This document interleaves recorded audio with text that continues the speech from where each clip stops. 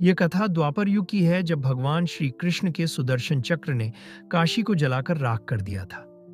बाद में यह वाराणसी के नाम से प्रसिद्ध हुआ। ये कथा इस प्रकार है। मगध का राजा जरासंध बहुत शक्तिशाली और क्रूर था। उसके पास अनगिनत सैनिक और दिव्य अस्त्र शस्त्र थे। यही कारण था कि आसपास के सभी राजा उसके प्रति मित्रता का भाव रखते थे। जरासंध की अस्थि और प्रस्थि नामक दो पुत्रियां थीं। उनका विवाह मथुरा के राजा कंस के साथ हुआ था। कंस अत्यंत पापी और दुष्ट राजा था। प्रजा को उसके अत्याचारों से बचाने के लिए भगवान श्री कृष्ण ने उसका वध कर दिया। दामाद की मृत्यु की खबर सुनकर जरासंध क्रोधित हो उठा। प्रतिशोध की ज्वाला में जलते जरासंध ने कई बार मथुरा पर आक्रमण किया, किंतु हर बार श्री कृष्ण उसे पराजित कर जीवित छोड़ देते थे। एक बार उसने कलिंगराज, पौंड्रक और काशीराज के साथ मिलकर मथुरा पर आक्रमण किया, लेकिन भगवान श्री कृष्ण ने उन्हें भी पराजित कर दिया। जरासंध तो भाग निकला, किंतु पौंड्रक और काशीराज भगवान श्री कृष्ण के हाथों मारे गए। काशीराज के बाद उसका पुत्र काशीराज बना और श्री कृष्ण से बदला लेने का निश्चय किया।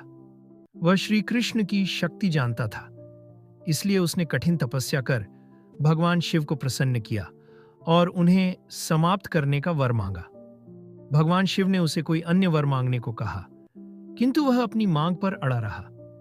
तब शिव ने मंत्रों से एक भयंकर कृत्या बनाई और उसे देते हुए बोले, वत्स, तुम इसे जिस दिशा में जाने का आदेश दोगे, यह उसी दिशा में स्थित राज्य को जलाकर राख कर देगी।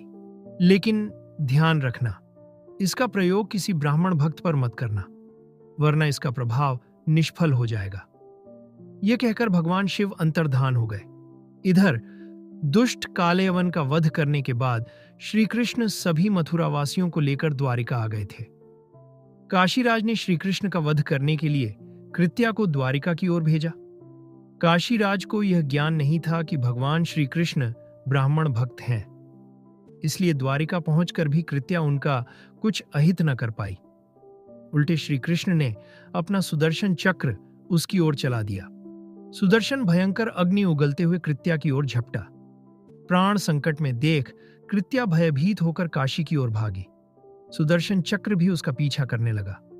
काशी पहुंचकर सुदर्शन ने कृत्या को भस्म कर दिया, किंतु फिर भी उसका क्रोध शांत नहीं हुआ और उसने काशी को भस्म कर दिया।